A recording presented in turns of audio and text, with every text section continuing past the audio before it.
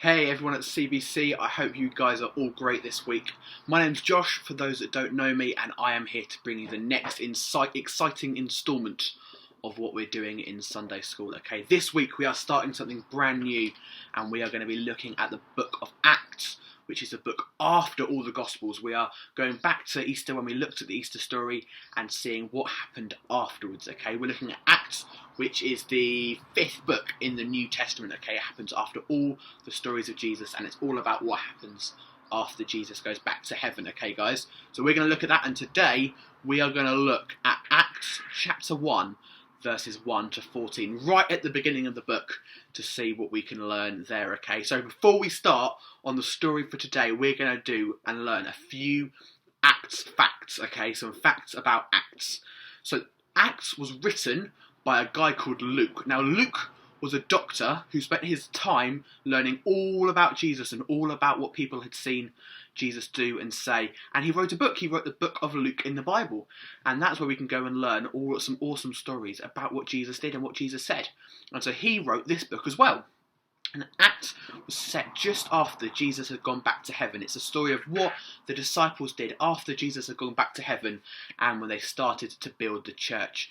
And Acts is set with all the disciples going round the world telling people about Jesus. Okay, so we're going to start by having a look at the first story in Acts. So after Jesus has been risen from the dead, Jesus has been back for about 40 days with the disciples, instructing them and describing what they need to do after he goes back to heaven. Okay, Jesus is going back to heaven, but he is not leaving them alone. Okay, so today the story starts with some food.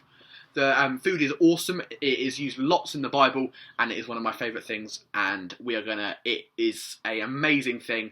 There's a great theme in the Bible for some amazing stuff happening. Great things happen in the Bible when people have food.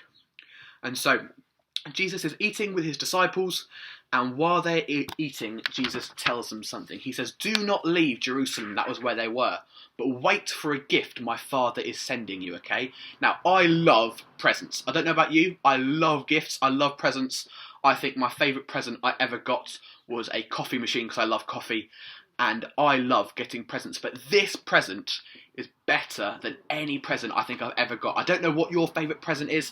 I'm sure we've all got favourite presents, but this present that Jesus was giving, that God was giving to the disciples, was better than any other present ever. Definitely better than my coffee machine, okay? So God was sending them a present, and it was absolutely amazing. It was going to make the disciples be able to do things they could never do and be as brave as they could never be brave before. It was a fantastic gift, okay?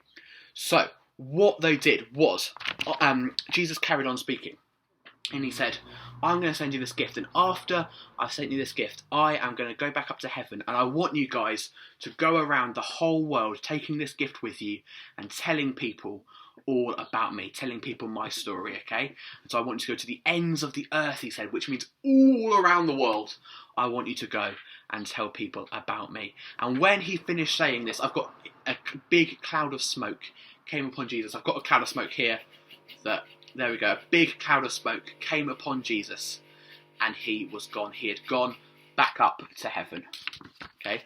When they looked up, when the disciples were like, "Wow, Jesus is gone," they looked up to see him going, and in the sky they saw two angels. And the angels said, "Guys, disciples, what are you doing? Jesus is gone. Jesus is long gone. He's gone back to heaven. He's with God now. But you've got a job to do."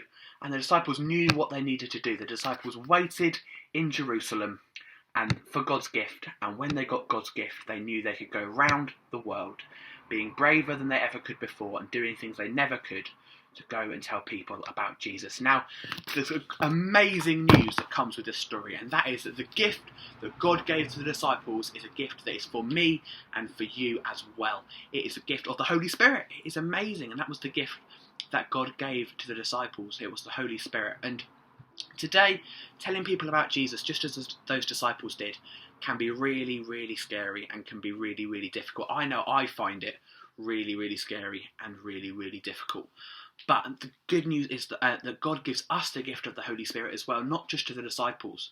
And so a little challenge I think we can set for today, that I'm going to set for myself and that we can set for ourselves is maybe we can ask God for that gift. Maybe we can ask God for that Holy Spirit to come and help us, to come and guide us as we try and tell people about Jesus, because that's something that's really amazing. And actually, this gift is for everybody.